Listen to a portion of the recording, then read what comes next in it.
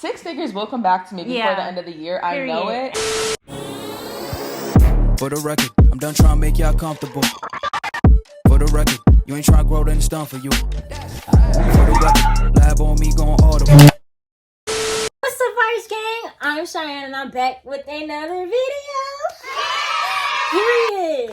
In today's video, I had the opportunity to collab with my good sis, Anastasia. She is a YouTuber, a former boutique owner, and a QA. Make sure you guys check out her channel. I'm going to put it over here. She talks all about empowering, teaching you about business, teaching you to change your mindset. And she has a lot of videos on side hustle so you can make that shmoney, honey. All her info is also going to be in the description down below. In today's video, we have a lot to talk about, child. We're going to be talking about soft girl era, hustle culture, quitting entrepreneurship, relationships, and we're also going to overall help motivate all the women in business out there. If you're interested, keep on watching and see you in the video. That being said, we're going to be getting into some topics today about soft girl era because that's something I think I struggle with, and I think that in today's day and age, we all kind of struggle with because we kind of have like this pressure to be so masculine and kind of like have our stuff together. Like if you're not a female bossler or what is it, hustler? Female hustler, like, you know, you don't got nothing going for yourself. So I feel like that's something we all struggle with. Yeah. So I'm gonna be asking her some questions and she's gonna be giving us some answers.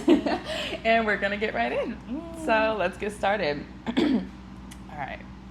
Got it open. Okay. Okay, so first of all, my first question to you is, what is the soft girl era? Like, how would you define it? Like, what characteristics are kind of like in a soft girl? For me, I think, when I think about soft girl, well, for me, let me tell this about myself. Yeah. I'm a retired toxic ex-girlfriend. Okay, that's exactly what I am. And when I think about stuff, I think anything that's not toxic, I think of fruits of the spirit. So when you think of fruits of the spirit, I think joy, happiness, self-control, peace. So I think all well-rounded woman that's like spiritually, emotionally, physically, all that good. And she prioritized like self-care. She also prioritized like her energy, like anything feminine, all that she do. That's what I think. Yeah, and I agree. I think like basically being a soft girl, like it's allowing your emotions to play. It's not trying to look hard and like you know, trying to act like you have to have everything together when we're all just trying to figure things out. And we're girls, like we're emotional, we cry, we're soft. Unapologetically yourself. Yeah. You feel me? Like And then, like, with, like, soft girl era, I think what a lot of people mix it up with is, like, luxury living. And, like, they have to, like, maintain themselves, like, have this high-maintenance schedule. So, do you think that that's, like, relevant to being a soft girl? Do you think you have to, like, spend a bunch of money on nails, hair, makeup? Heck no. If anything, I love baddie on a budget, okay? You can do all of that and make you can turn anything into luxury. To be honest, if you and you don't have to spend that much money doing it. I barely get my nails done. I always do press-ons. I do my own hair, makeup. I do anything that makes me feel high maintenance. I don't have my own apartment yet, but girl, I walk into my room like it's a luxury apartment. I romanticize everything. So are you telling me these are not press-ons? No, child. I mean, are you telling me these are press-ons? I got them done. But it was for a wedding though. Yeah, but her hair, like, looks so cute, guys. Like, I love it. And you do it yourself, right? Most of the time. Oh my god, it's so cute. Most of the time. I can barely, and guys, these are, like, clip and bangs. This is, like, the most talent I have, is to just clip something in. I feel like with soft life, too, it's about, like, intentionally, like, living, too. Because I don't think you should always, plan everything. Sometimes you should let things flow, but being intentional really helps too. Like as far as like what you're dating, being picky about who you want to hang around with and stuff like that. So it's all also about like learning yourself more, setting boundaries for yourself. I think that's also a part of like the soft life era. That's like the self-control part. No, I definitely agree. I think that's a good point because I saw somebody talking about like control when it comes to being a soft lady, and I feel like part of becoming softer is learning to let go of control. Yes. Like not wanting to dominate everything, like not wanting everything to go your ways. Because like I think about it and I'm thinking, like, in the past, did I ruin some friendships because things didn't go my way? Like, I gotta really think about it because, like, I feel like, especially when you are, like, a boss woman like us, like, you have your own business, like, you're just so used to doing things on your own. It's kind of, like, weird when somebody else is trying to do things for you and you feel like all of a sudden you have to take control. Yeah. So, like, would you agree that that's kind of, like, a important quality to have, to, like, be able to just not control everything? Yeah. I feel like it's good to have self-control, but, like, also know, like, when to let go. Because you really have to feel your emotions. As women, we are, like, emotional beings. So sometimes we try to put up this hard face. And then we go at home, start crying and break down. And you don't want it to build up. Yeah. You feel me? Yeah, you definitely don't want to build up. Because, like, I don't know. I just feel like when you allow yourself to get to that point, like, it's just no longer healthy. Like, there's just so many things, I think, like, in our society that has become unhealthy for women that are being perceived as normal. Yeah. Such as, like, team no sleep. Like, the hustle bustle culture. Toxic hustle culture is a freaking thing. Yeah. Like, that is something I definitely had to retire from. And when I say it's unhealthy, I mean, like, quite literally, it's unhealthy. Like, I literally burned out a whole hormone that you need. I'm talking, I lost sex drive. Really? I lost, like, ability to, like, feel, like, emotions. Like, I just felt like I was on, like, autopilot 24/7. And I feel like that's, like, the side of hustle culture that nobody really shows. Yeah. And it's being, like, put into our face like it's so normal nowadays, and it's not. Yeah. Even with being a full-time entrepreneur, I had to be, like, on go drive all the time. And it low-key, not even low-key, it high-key drew me crazy. Where I had to, like, shut off from the world for, like, a good, like, minute and just, like, recuperate. And I ain't like it. I got really depressed. Like, no one talks about, like, the depression, the anxiety you get, God. like, the loneliness you feel. And, like, taking so much on yourself is just stressful. Like, you feel so alone and sad when, like, you're trying to put up, like, this, like, I got everything together, like, trying to impress everybody, like, you know. So I feel like, I don't know, like, it's not for me. Yeah. Like, I definitely had to say no to that. I feel that too, because sometimes too, you also feel like you're not doing enough, but at the same time, you gotta understand what is enough to you. Like, I used to go to sleep and I'd be like, I can't sleep because I have to do this, I gotta do that. It's your mind is constantly moving, and that right there is like tormenting to in a person's mind. And a lot of the times too, a lot of people don't realize, but that's what the devil is trying to, like, make you do. He's out for your, like, mind. So he'll constantly try to, like, put negative thoughts or make you just go crazy, and it's like, no. Yeah, negative thoughts is literally the devil. Like, I actually recently started opening up to God, and I was very, like, atheist before. Like, very, not atheist, but, like, very, like, I kind of just was, like, here in the present. Like, I didn't really believe in, like, a higher power or anything like that. And I feel like because I was, like, lacking spirituality, I was lacking so many places in my life. And when I started to, like, kind of look more into Christianity and, like, kind of, like, opening my heart up and, like, actually opening up my mind to, like, the religion, I realized, like, there's a lot of really positive teachings. And ever since I started to hear that, like, the devil is what puts negative thoughts into your head, anybody around me that I see who is trying to put me down, who's saying I'm unrealistic, who doesn't support my goals, I literally just see them all as little devils. I love like, that. So for I you. just, very recent, like 1 month ago, I would say I started opening up to, like, God, going to church and all that. So it was a big thing, but I don't know. I feel like it just helped me open up my heart and realize, like, life doesn't have to suck. Exactly. Like, life does not have to suck. It don't. It really don't. Sometimes you just gotta let God do his thing, and then you have to really keep reminding yourself. That's why it's good to always do affirmations and stuff like that, because the devil will try to be like, you're not this, but God says you are. You're like, you're perfect, you're beautiful, you're smart, you're all of those things. And when you keep telling yourself that, you know, actually attract those things. Yeah. And I feel like me personally, this is something I started doing too, is like, I might not be like sitting there and consciously listening to every single word in that affirmation, but like I'll just play it in the background because I know subconsciously it's still going into my head. Yes. So that's one thing I've been doing, and I feel like all these wonderful, like, crazy, amazing things have been happening in my life that like I didn't have before, and I don't know how to explain it. Like, it's just one of those things I feel like science just doesn't explain. Like, it's just kind of like a spiritual explaining, and it's actually crazy how different it could be when you can put positive thoughts in your head, even subconsciously. Yeah. That's why I like to have like something playing, like something positive playing. 100%. So one thing I kind of wanted to get into is like, you know, all of us have both masculine and feminine energy. So do you think it's problematic when, let's say, a woman for this video, she doesn't know how to properly tap into both? Do I think it's problematic? Or do you think, how can I word it? Like, do you think there are times, like, for example, for a woman, I think we have obviously both masculine and feminine energy, and there's times where we're going to have to tap into one or the other. So, for example, let's say, like, all hell is breaking loose, okay? Like, everything's going wrong. Like, there's no one there to help us.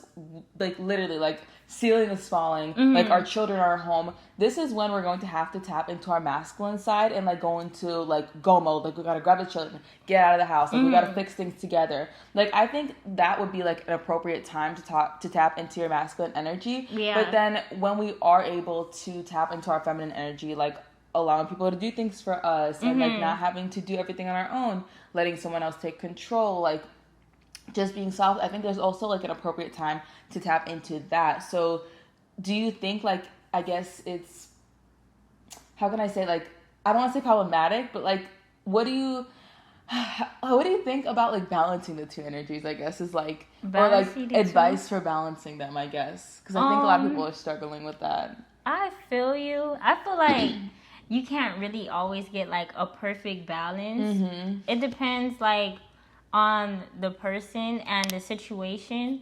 Certain things, I feel like you said, if everything is going bad and stuff like that, you have to put on your shoes. But at the end of the day, like, say, for example, if you're, like, in a relationship with somebody, especially if the man is a man of God, he should know that he's supposed to protect and provide. So certain things, like, I would say, like, you paying for the date and stuff. Well, a first date is a little bit masculine. Like, girl, I agree. the first date, I'm like, it's a little bit masculine. Like, he need to protect and provide. Like, pay. Yeah. Like, it's like, okay, girl, learn how to, like, be a girl. Let a man do his job, and, you know.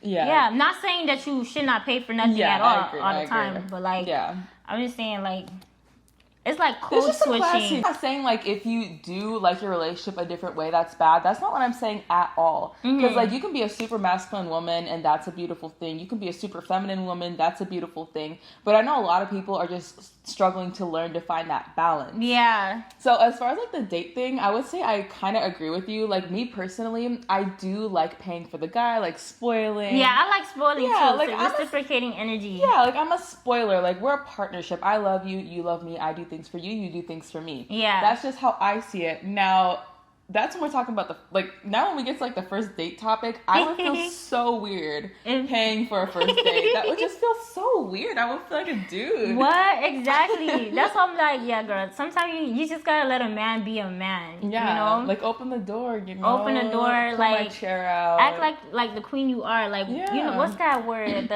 You are the prize?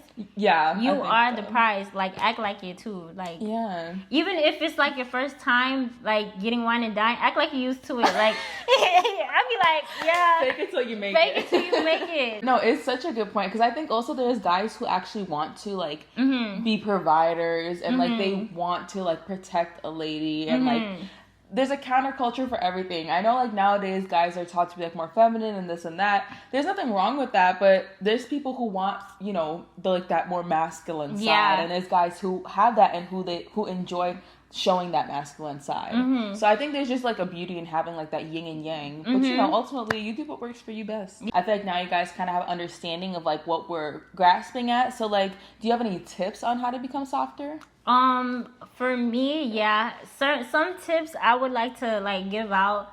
I think it's really important to always, like, personally develop and stuff like that. Because I see, especially, like, with young girls, it's like sometimes they put so much in a relationship where it's like they don't know themselves. So I'm like, sometimes you need to have, like, you have to stay in solitude and, like, learn things for yourself so that you don't have to be happy. Like, you can be happy with yourself and not just depend on someone else's happiness. Yeah, depend on somebody else's happiness and learn how to be yourself, you know, with the person too. Another tip I highly recommend is to like, you know, not only just personally developing, but like taking yourself out on dates, taking yourself out on dates, like practice doing things like by yourself and do things that you love. I'm a hardcore person that doing things that make you happy, because when you do things that make you happy, it's like you feel better. Like you treat people better, like you perform better, you do better, everything.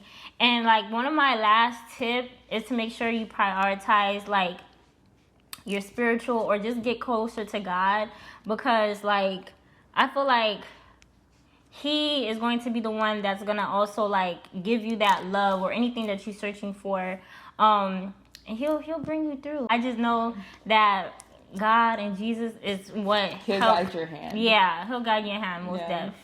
He literally, like, He's gonna have you, and when you cannot see the path that's clear for yourself, He's gonna take you and guide you through the way. Yeah. So you don't have to worry about anything. It's kind of like when she was saying, don't be planning everything so far ahead. You need to be living in a life of flow, not resistance. Yeah. So if you're living a life and you feel like everything you're doing is resisting, so like you're building a business and you're resisting, or you're starting a YouTube channel and you're resisting, it doesn't feel natural, then that means it's not your time to do it. Exactly. Don't do it. You don't need to push yourself to do all these things that everyone else is doing and kind of have like this race of getting that life that you're seeing on social media, because it's not a race. Everybody has their own time.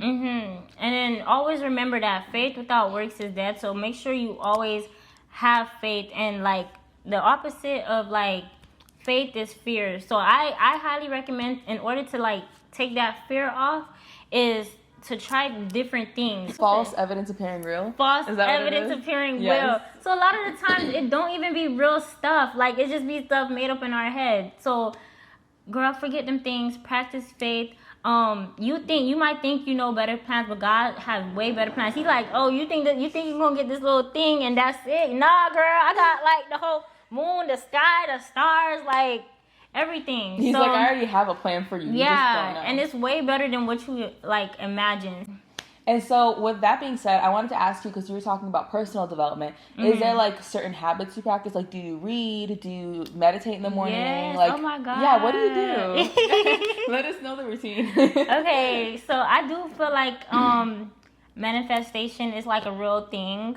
As well, I do believe like what you put out, you can attract. So in the mornings, I usually wake up, I pray first, and then I will like do like a 10-minute morning manifestation. Like I just visualize everything, and I didn't even know this was like a real thing. I recently got into it, like I think this year or last year, and I realized, wow, all the things that I really dreamed of, like actually I thought of it before it actually happened. So I'm like, damn. Without a vision, what's that quote?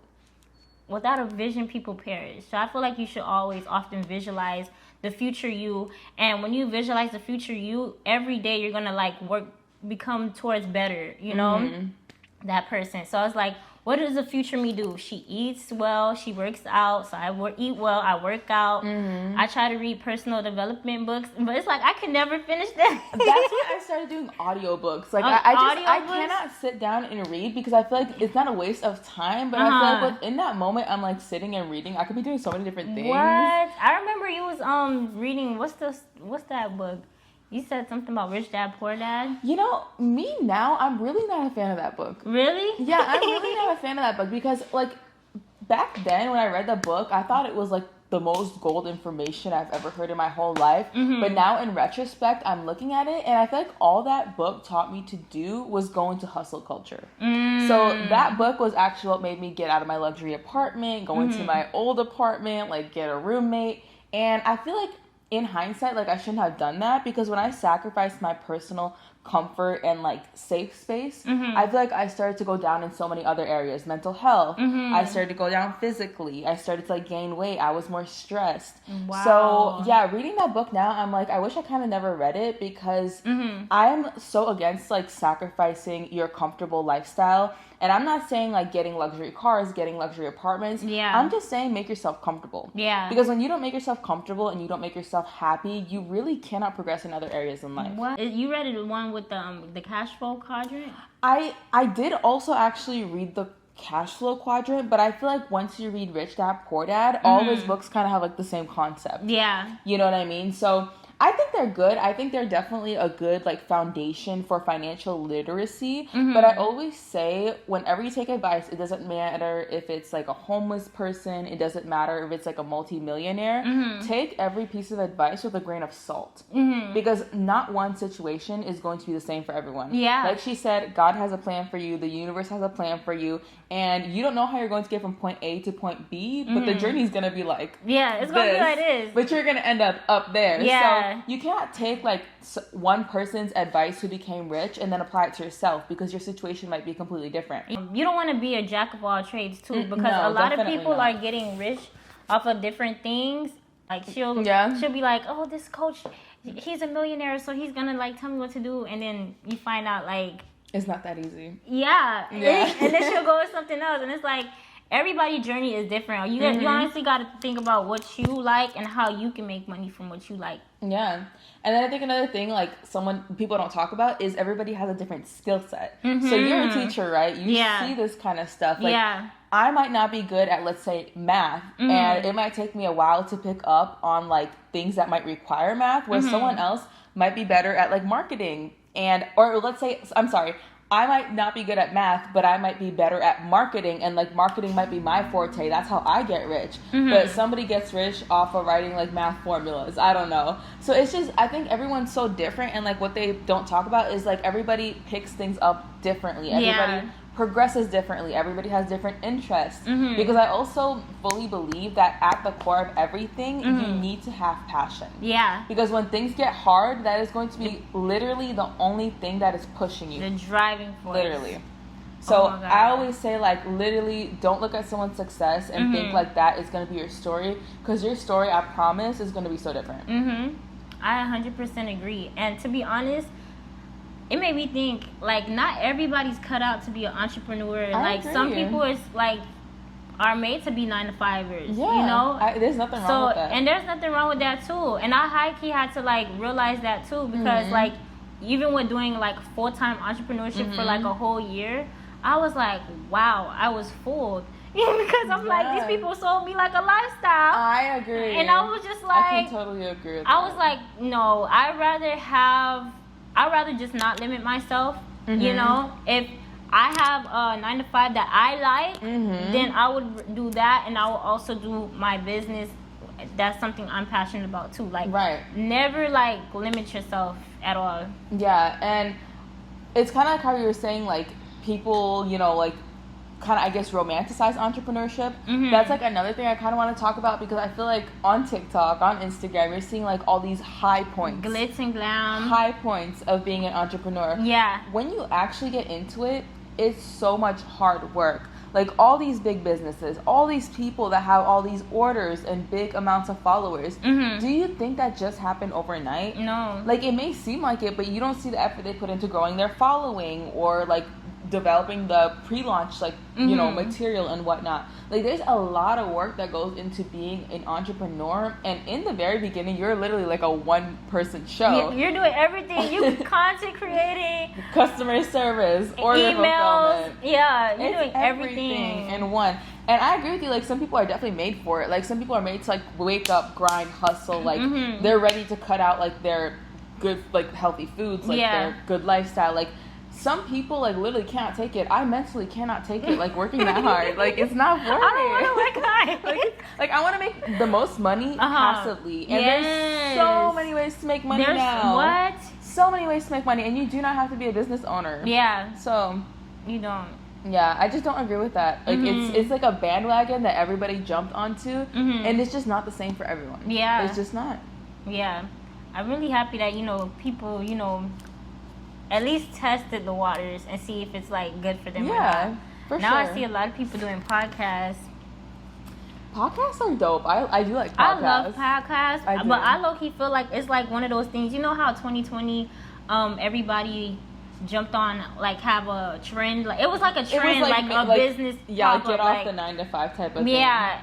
But I feel like the same thing with podcasts. I really hope it's like longevity with podcasts, and, you know, people give like more value, because I like podcasts too. I do too. I think like if I can't read a book, I like to listen to a podcast. Like I feel like the more I surround myself with knowledge and like fill my brain with knowledgeable things, the smarter I become. Like the more educated I sound, the more I can talk about a large variety of topics with different people. Because that's also an important skill to have, to be able to talk to different people. Yeah. So I like podcasts, but like she was saying, I feel like some people just really be doing it to like just do it. Yeah. But then some people have like that passion behind it, and you can definitely tell like when someone's passionate and they're doing a podcast because that's what they want to do. One of the things I wanted to ask you, so I know you had like a physical store, and then you also did online. So it was actually an online store, but I had pop-up shops that I was doing. Oh. Yeah. Okay. Yep. I was gonna ask like, what do you like what do you prefer? Like, do you like the pop-ups or do you like online? Like, it's hard because I feel like when you're doing pop-ups, like your audience is right there. If you pick the right spot, your audience is like right in front of your face, and sales are so much easier to make. But then like, yeah, sales are easier to make, but in the long run, like you're doing more work in person. Like it's not as passive as you could make it if you focus on running an online business. So me personally, I'm not good with like creativity. I'm not good with marketing. So I think one mistake I made with my business is I didn't invest into like good marketing, and that could have really blew me up. But my pop-up shops though, I had like some really good days. They look fire. Like it was one that you did with Inside the Mall. I've always wanted to do one like that. Oh, that was upsetting because they stopped that location, and that location, my very first time, it was like okay, like I broke even, but then once I figured out like how to market my setup better, with like, the mannequins and stuff. Yes, I invested in like mannequins, a backdrop, I did like the whole 360. Girl, I did 1,200 in one day. Yeah, I seen that. I was like, look at you. Aesthetics go a long way with businesses. People don't realize that. Like, when you look at something for the first time, you're going to judge what it looks like, right? Whether that be a person, like we don't want to admit it, but it's the truth. Whether that be a person or like a store, food, like you're going to look at it and you're going to judge it first. So like if something doesn't look nice, and you're just like, it doesn't matter how good your product is, how friendly you are, how good your customer service is. If your product doesn't look nice and you're not marketing out, nobody is going to buy from you. No one. Nobody. No one. So that's kind of like a tough question because like online, obviously it's much easier. Like I'm in my air conditioned house fulfilling orders. But like in person, it's hot, it's sweaty. You got to talk to people. But like I love like having that relationship. I feel like you build relationship more. And like having that face-to-face interaction with my customers. Like I'm someone who hates talking to customers, but when it came to my customers, girl, I could talk my whole life off. Like they were like, it was just such a vibe. It's just so different when like it's your business and like you're talking to people. So I did love it. I sometimes like wonder, did I close it too early? Like I had so many visions. Like I wanted to do a mobile boutique, like in a car, and like I wanted to open like a small storefront. But sometimes I feel like I didn't push myself all the way. But sometimes I feel like I did what I was supposed to do to be living in my purpose. You did your thing, because when you did the video, I was like, wow, I could relate to you so much because I had recently closed mine too, and I was just like, it just no longer served me. At least you see. Because a lot of people wouldn't even take that risk. Yeah. So the fact that you even took that risk is a big, like, girl, you did your thing. Thank you. I always say, like, it's definitely okay to try different things and let them go. But just if you are going to try it, make sure you're going, like, 1,000% in. 100%. So that's that's, like, my advice to you. Yeah. How did you balance, like, family, relationships, and, like, friendships when it came to, like, your business? Especially if, like, you came, like, say, for example, you're coming from a family that doesn't really, like, support, entrepreneurship and stuff like that. How did you, like, do it? So, honestly, it was hard. Like, when I did get into, like, entrepreneurship for the first time, I was 19. So, this is, like, way before the whole wave, like, happened of, like, everybody jumping onto it during COVID and this and that. And I kind of always knew that something in me was a little bit different. And when I tell you guys, I had so many people that I had to lose in order to grow. That is the truth. Like so many, like when you start living in your purpose, you literally get clarity on like who is supposed to be in your life and who isn't. So like I lost a lot of friends. I have cried around my family, and I didn't sever relationships, but like there is kind of like that tipping point when they keep telling you like, oh, you can't do this. Do you think like not everyone else is doing this? Blah, blah, blah. So it was definitely difficult. I was living with my parents at the time when I did start my business. And me growing up, we were always unstable. Like, we moved around a lot. So when I was 19, turning 20, I actually ended up moving back to Wisconsin in the middle of starting my business.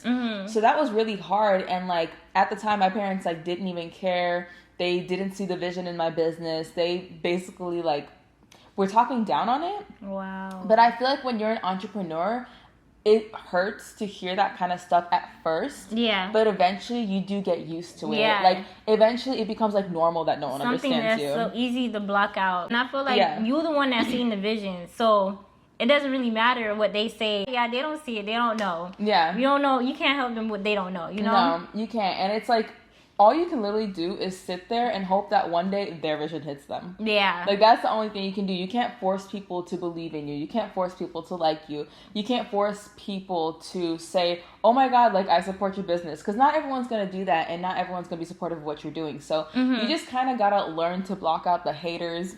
I know it sounds very generic, but like, you just gotta kind of learn how to like filter certain people from your life. You gotta start to learn to be around the right kind of people also. So when you're on that journey, you're kind of gonna know who's like meant to be there and who's not. So how did you know when it was time to leave something or leave someone? Like, I remember you said like your business wasn't like serving for you anymore. So how did you know like it was that time to try something to just let go? It kind of ties into like what I was talking about earlier. When you are living, you should be in a state of flow. You should not be resisting. And at this point, I felt like I had my business and I was doing my business to please others. And instead of thinking about myself, I was so worried about what would my subscribers think that I don't have a boutique anymore? What would my family think that I closed it? Like, what would my customers think? Like, your customer is the biggest person you're probably going to disappoint when you're closing your store.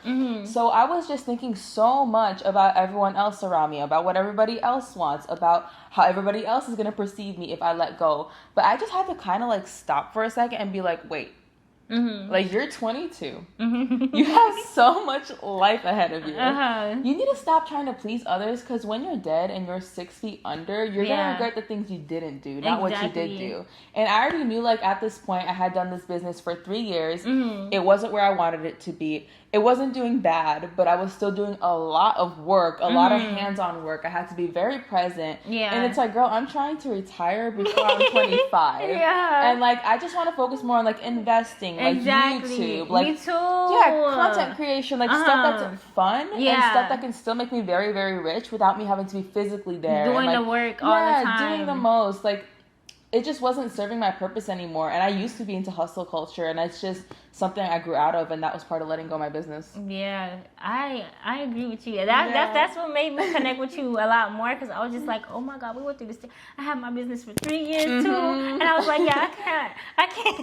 It's a lot, guys. So do you feel like it's better to have a 9-to-5 and a business, or like to pick which one? Like, I think that all depends on you. Like, I think it's really hard to tell one person what to do, because I think personally there's no problem in having a job. If you, like, let's say your goal is to be financially free and you have a 9-to-5, it's just not realistic for everybody to drop their job and just start a business. Exactly. Like, some people have kids. Some people have rent to pay. Exactly. Some people have, like, you know, like credit card debt. Like, you can't just, not everybody can just drop their business and like, drop their job and just start their business. Yeah. So I think it depends. Like, for me, my goal is to be financially free. I have a 9-to-5 that I enjoy. I have a 9-to-5 that gives me a lot of freedom. I have a 9-to-5 that is remote. It pays well. So it's not miserable. And so in my situation, I don't think there's a problem in having a 9-to-5, because I'm using it to fuel my financial freedom. Now, when it comes to like, if you want to be a full-blown entrepreneur, it just depends. Like I said, some people like live with their parents. They can drop their job, get straight into like, you know, drop shipping, day trading. They have money and time and everything to risk.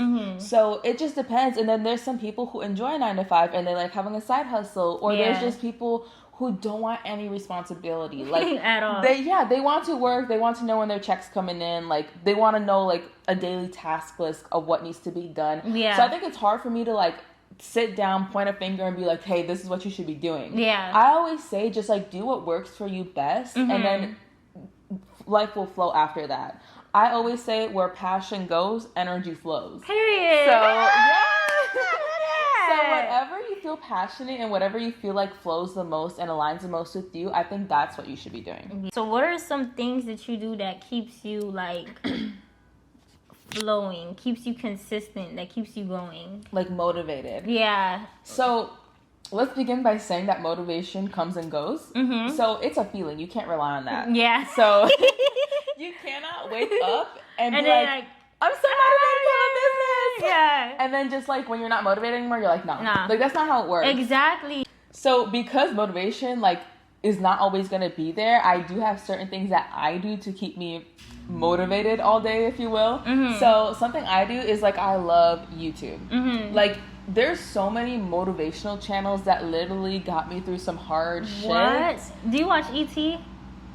E.T.? The hip-hop preacher? No. No, not Prince EA, right? You're not talking about him? No, I don't watch him, but like I love like Fearless Motivation. I think Fearless Soul is another channel. Team Motivation. There's like I think it's like Richie Lionel Motivation. He sounds so familiar. I can't remember the name off the top of my head, but I love motivational YouTube channels. Like anytime I start doubting myself and I'm like, I can't do this, I'm not good enough for this, I'm like, stop. Yep. And I put on either like a motivational video, I put on affirmations. I actually deleted my whole old social media account. Really? Yes, I used to have like 4,000 followers, like lots of likes, like 800 likes. But you know, that page was filled with so much negativity and like irrelevant information. Yeah. So when I started a new account, I only followed like motivational stuff, travel and leisure. Like stuff that's gonna make me happy. Because you're not gonna realize it, but like social media takes a big part of our life. A big part. And I feel like a lot of the times like comparison is the thief of joy. So whenever you're seeing people that's like, that you're like a little bit envious towards, or you feel like, oh, it's doing better than you and stuff like that, it makes you doubt yourself. Like demotivated. Yeah, demotivated. So that's why I'm like, okay, you gotta keep like... Yeah, and then you always have to remember, I'm big also into journaling. You gotta remember, like, success is defined by how far you came from where you were before. Ooh. So, you cannot say... You can't be like, I don't have a Mercedes. You gotta look back and be like, dude, I used to drive a hoopty. Like, that's how it is. Like, right now I drive a Mazda. I love my Mazda. 2016 is new to me. I was driving an 03. Very much new. Yeah. I was driving a 2007 Toyota. Yeah. And I love that Toyota. It's like basically success is like you have to compare yourself to only you. Like you cannot compare yourself to social media. Yeah. Social media shows you the pretty stuff. Yeah. Like you can use that as a motivator, like to do better. Like let's say this girl got a car, you can be like, okay, I need to do better to be like that. But don't ever use it to compare yourself because comparison is literally the destruction of success. Like literally. So I always say like read books, whether it be audio books or physical books, something that's going to fuel your knowledge and stem your knowledge and motivate you. That's always good. I say the Mindset app is a big one. YouTube motivational channels and having good friends. Honestly, even with my sister. She was more so of the not the outgoing, but like the talkative person. She was good at network marketing. And for me, I was, shy, the quiet one or whatever. But being around her helped me, better network market. And I'm like, oh, I'm okay. I'm here to make a friend, a real friend, a genuine friendships, good vibes, laughs. Like, I love that. Yeah, and I always say, like, work on the skills that you either already have and you need to make them better, or work on the skills that you don't have and you want to get better at. Exactly. So like you being shy, that's something you had to work on. I'm not very talkative, believe it or not. Really? Believe it or not, I didn't go to high school graduation. What? I didn't go to prom. I didn't go to homecoming. Why? Girl, I was like, I don't want to talk to anyone. Like, I used to work in the warehouse, never customer service. Like, girl, anything I could do to not talk to people, I was like, that was me. Wow. So that's a skill I had to work on. And then I always say, like, once you find out what works for you and what you're good at, it's like pressing the accelerator. Period. And that's it. You got it. Like, you're flowing now. Yeah. So, I heard you're a 6-figure earner. I was. And then it got taken away. We'll talk about it. I found out that my friend is a 6-figure earner. I was like, oh, I got me a 6-figure earner friend. Like, cool. So how did that come about? Like, how did that happen? Yeah, so my 6 figures is actually from my 9-to-5 job. So basically what I did was I had 2 jobs of my profession, and I was making $140,000 in between the 2. So I was with both jobs? With both jobs. Oh, yeah. okay. So I was kind of like steady rocking, bringing in the good income. And then one job found out that I had another job, and they were kind of just like, yeet. Wow. And so that happened, but the thing is, like, even though I had 6 figures and I don't have 6 figures anymore, what that made me do was, like, I literally sat there and realized that I just made 6 figures. Like, 6 figures is not as hard and as far-fetched as everybody makes it seem. Like, 4-figure order days are not as hard as everybody makes it seem. Like, 6 figures is not as hard as everyone makes it seem. And so when I became that person and I had like my little moment, like my 1 month of making 6 figures, I was like, dang, this is super possible. Like, it's not that hard. It became realistic. Yeah, it's realistic. Like, I'm 22 years old making 6 figures. Like, that's what you hear on YouTube. That's what you hear on TikTok. Yeah. So yeah, that's how I got it. And it wasn't hard to achieve at all. So yeah, that's how my little 6 figures came about. Wow. They'll come back. I'm working on it. I'm currently freelancing, and then my YouTube is almost monetized, so 6 figures will come back to me before the end of the year. Period. I know it. And make sure you guys subscribe to this video and watch the whole entire thing, because she needs to get her watch time, everything. I do. So she can hit her goals. And you got to do the same for her, because her videos are good. Like, I be watching it all the way through. All the way. So yeah, that's 6 figures for me. Period. All right. So do you have like any tips or advice, closing remarks? Give me a second to think. I got you. I definitely have so much advice to give people. I'm just, for some reason, it's just not coming out right now. That happens to me a lot. Girl, I feel so much better knowing that like someone else struggles when it comes to talking to the camera. Yeah. Because I feel like off camera, I can talk for some reason. Me too. When I'm on the camera, it's like... I stutter so much. Too. I sweat. I'm low-key sweating right now. Me too, girl. It's the Niagara Falls under these armpits. Like, we're not even gonna hide that. I'm hot. That's what no one talks about when it comes to YouTube. I'm happy that you kind of like go with the flow too, because I be having to stop. I had to be like, okay. Me too. Hype myself back up. Trust me too. I know it seems like I got my shit together right now, but trust me, I don't. Like, I used to plan the hell out of my videos. Like, I used to have a whole plan, and I would be so stuck up on like perfecting exactly what the video is supposed to be about that I would like be too stuck up on what I'm saying. And then I'm like, me, I used to kind of like read word for word, and then one of my mentors was just like, girl, stop, make one point, and then expand like on that point. And I'm just like, okay. I think that's something that's helped me definitely. Is like, now instead of planning something like word for word, I have like kind of like a bullet point, and then I go based off of that. Yeah.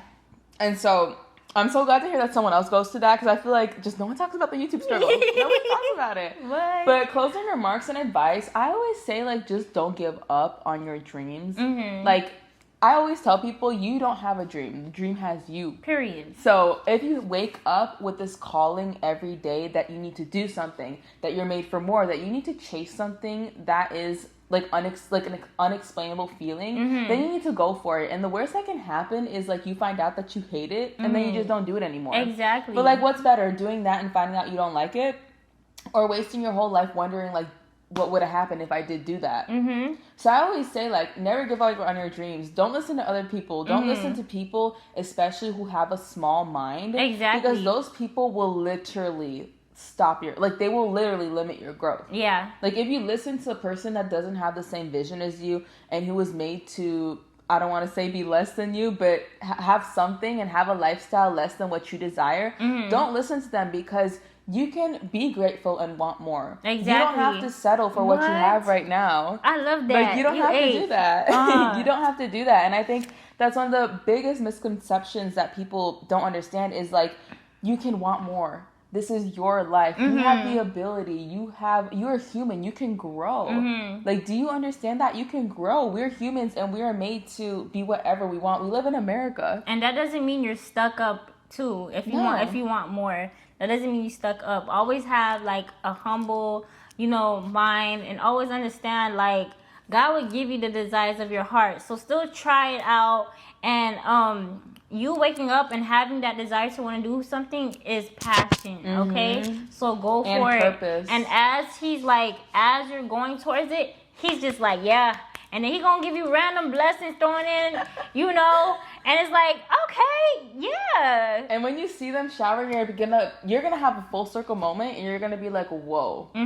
Everything I went through was literally made to put me right here. So that's just gonna be like, it's gonna be like a beautiful time in your life. You're not gonna expect it, but it's gonna be so worth it. Yeah. So just don't give up. Yeah, and I always feel like we're not here to in this world just for like ourselves. I feel like we're always here to help others in some type of way. So even when you get to the top, don't stop like being grateful. Don't stop helping people along the way. I feel like that's what makes the World Cup run. It's impact over profits. Okay. And every blessing that you give someone else, it's gonna come right back to you. So like, I hate gatekeepers. I hate people. Oh my God, I hate that. Especially when I was in my clothing store and they used to like with vendors and stuff like that.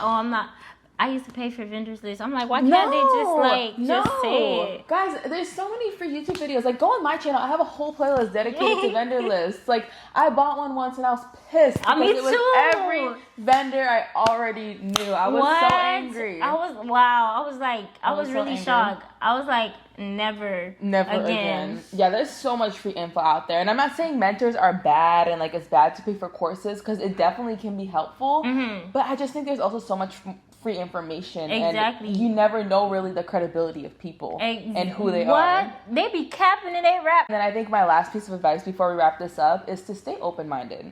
So I feel like the way we grow up, especially with our school system, and like especially if you have immigrant upbringing, you know, like you're very much so taught to have like this closed mind. Yeah. Like entrepreneurs are bad. Money is greedy. School, just be a nurse and that's it. Like, those are the only things that pay. Yeah. Lawyer or doctor. Yeah. Like I think a lot of people have very poor ideologies and like a very poor mindset about money. And if you can't open up to the possibility of making more money and accepting that there are ways to become rich and very abundant, then the universe can't bless you. God cannot bless you with more money if you're blocking that off. And so I say stay open-minded in like networking especially. I have found that so many rich people are actually so nice and willing to help you out, because guess what? The real players, they're going to want to help you because they came from where you were before. But the ones who are like rich based off of daddy's money, or like, you know, they're making six figures thinking they're big ballers over here, those are the people trying to put you down. So stay open-minded and really push yourself to be uncomfortable in the people that you meet. You may not feel like you fit in at first, or like you know everything at first, or you don't have the mannerisms, you don't have the poise to be like in a certain group, but just stay open-minded. There's so many people willing to help you out on your road to success. You just got to find them. So I think that's my last piece of advice before I wanted to wrap this up. Was there anything else that you wanted to say? One advice I would like to say is to get out your comfort zone, because when she was saying that, I was like, yes, getting out your comfort zone really helps, you know, broaden your mind, and like allows you to, you know, to be more flexible and actually versatile and see your capability. Because a lot of people, when they're stuck inside this box, they don't imagine themselves, you know, getting out of the box and stuff like that. So when you see when you get a little bit uncomfortable and you see, oh, I've done this, I've done that, it starts to become easier to you, and it's like, wow, I just turned completely transformed. And you have to be you have to be transformed with the renewing of your mind and everything. Like, if you're still the same person from back in the day, something wrong with you. Yeah. Period. If you're not growing, you're not glowing. Period. So I had so much fun. Yeah, me too. Thank you so much for coming on to this video. You guys need to make sure to check out her channel, because we're all about supporting each other here and growing as women and growing a community. So make sure you watch all her videos, share her videos, tell your friends about her channel and all that. And with that being said, I want to thank you guys so much for watching, and I'll see you guys in the next video. Bye.